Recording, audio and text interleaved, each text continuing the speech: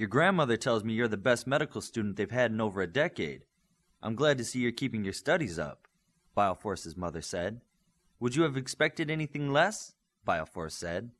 I've never expected anything less than miracles from you, Bioforce's father said as he kissed the top of his daughter's head. Well then, I'm glad I've never disappointed you. I was told you had to save one of your teammates' lives for real. Is that true? Bioforce's mother asked. I'm afraid it's true. Grandmother was there to do half the work. What happened? Training accident?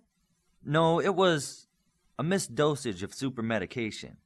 They were doing an experiment and it didn't go the way they were hoping that it would. Then I'm glad you were there to help.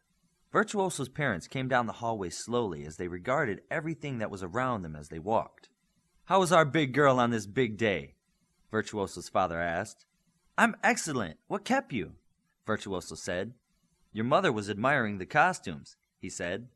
And I was admiring the swirl of emotions in this place. It's a trip, isn't it? Virtuoso thought back to her father. It sure is. I was scanning around for this mystery teacher of yours. Is she here? No, she's not here today. Well, I'm glad to see you, her father said as he held his daughter tight. I'm glad you're both here, she said as she gripped him tight. I can't wait to see this building that you helped design. After you told me so much about it, I'm in anticipation, Mrs. Zavaleta said. See, now I'm nervous about you seeing it, Virtuoso said. You can't have the name Virtuoso and be shy about showing off your artwork, her father said. Then I hope you both like it. Cosmos was the only member of First Team who had not seen his parents come into the dining area yet. Then he saw his little brother Alex coming down the hallway, holding the hand of Zayed, Saber's twin brother. Cosmos! Alex said as he took off from Zayed. Cosmos bent low and readied himself to match Alex's momentum as he sprinted the last few feet. Alex bumped into Cosmos hard. The extra weight of the armor helped Cosmos keep from going backward. Alex then hugged his brother's neck. Let go! Cosmos said as his neck hurt. Cosmos wondered if Alex was getting stronger or just had gotten him in a soft spot. Whatever it was, his neck hurt from his little brother's grip. They kept talking about grown-up stuff, Alex said as he looked back at their parents approaching. The Pringles were walking with Saber's parents.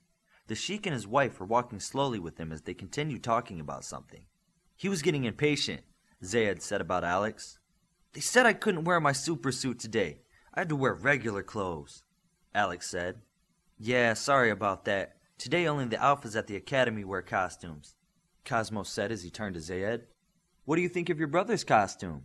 He told me about it and showed it to me over the vid phone, but seeing it next to the others, I like it. I like the way it shows a superhero that is proud of his culture.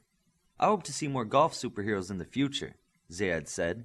Mr. Pringle and the others were still about 30 feet away in the crowd, but he knew his son could hear him. The Sheik was just telling me about some of the record-breaking developments that were taking place in Dubai, he said at a regular volume. Cosmos waited for them to get a little closer and then said, I was just there a few months ago. It's amazing some of the things that they're doing. A talented architect like yourself should be where the boundaries of architecture are being pushed. You should come and see what we're doing in Dubai, Saber's father said to Mr. Pringle. You make it sound too good to be true, Mr. Pringle said. It is, but it's real. Come and see what I'm talking about. My treat. I just might take you up on that. Please do. Here's my contact information. The Sheik handed him a business card. I hope to hear from you soon. It was a pleasure to meet you, Mr. Pringle said as he shook hands with the Sheik. The pleasure is mine.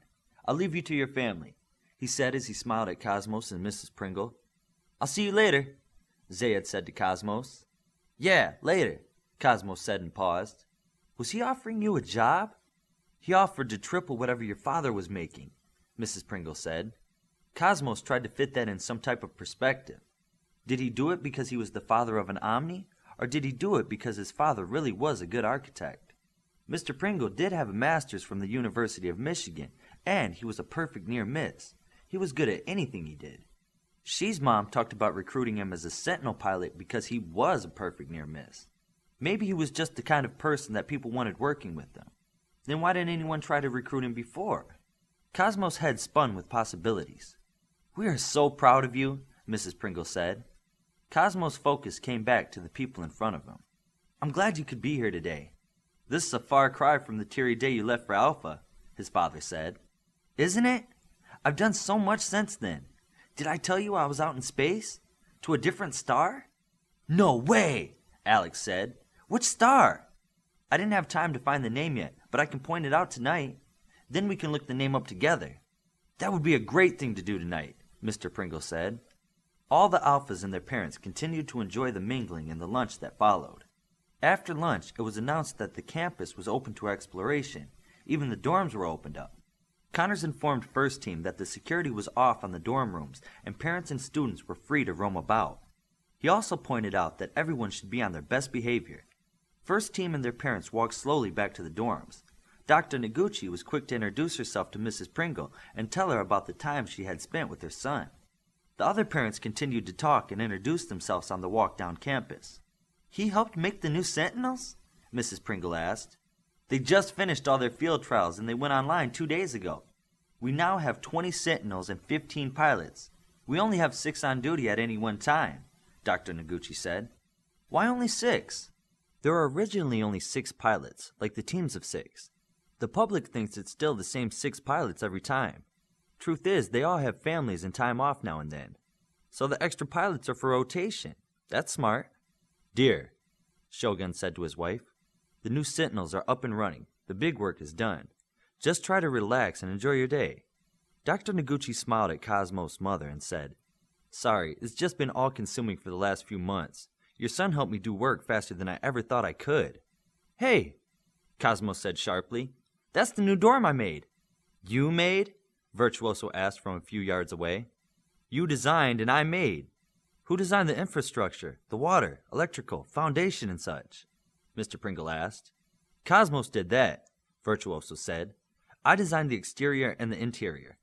And it looks beautiful, Mrs. Zavaleta said. Wait till you see the inside, Virtuoso said as she teleported a few feet ahead to open the doors to the dorm. Inside, the parents looked at the pavilion in front of them and marveled at the complexity and luxury that stretched out in front of them. An echo manned each of the coffee and ice cream stations. Somehow I thought the hardest school in the world would look a little different, Saber's mother said as Saber's family walked past. Shogun smiled as the Arab family passed him. He's right, he said softly to his wife. I didn't believe you when you first told me what this place looked like, Dr. Noguchi said. Wait till you see the lab they made, she said to her parents. The whole team loves the new costumes, by the way, Shogun said. You're even spoiled in your costumes. I had black pajamas and a mask, Dr. Noguchi said. Olympian led his parents and Achilles up the stairs first. I want to show you the common room before it's full of people. Wow, Achilles said as he entered the room. This is bigger than the lobby at my hall. Oh, and that's Reggie, the narc-bot, Olympian said. What? He monitors the sensors in our rooms and in this room to make sure only team members come into our dorm. All part of the keep your mind on your work thing that goes on here. The Beta Academy looked like a military barracks compared to this. This place is really over the something else. The dorm tour quickly returned into the grounds tour. Parents and their alphas made their way down into the pit and out into the mock town.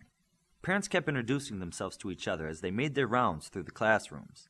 In the lab, the parents of the lab rats were just as interested in the lab work as their children. We never had anything like this at Michigan, Mr. Pringle said to his wife. We had these all over at State, she responded. Yeah, I believe that, he said sarcastically. Well, I don't think his education is lacking. I want to go play K-Tag in the town, Alex said. You can't play K-Tag, Cosmo said. This lab stuff is boring, Alex said. I agree, Shogun said from behind him. Would you like to see the stuff we use to test superheroes? She said from behind him. That would be great, Alex said as he jumped up and down in one place. Would you mind if we took him with us to see the testing equipment? It's set up just north of the pit, Dr. Noguchi said. I think that would be all right.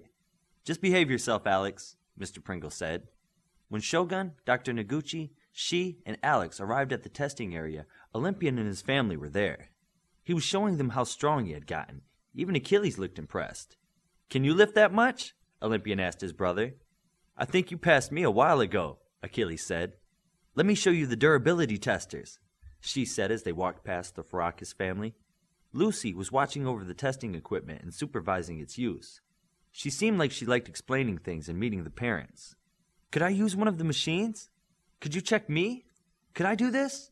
Alex kept asking Lucy.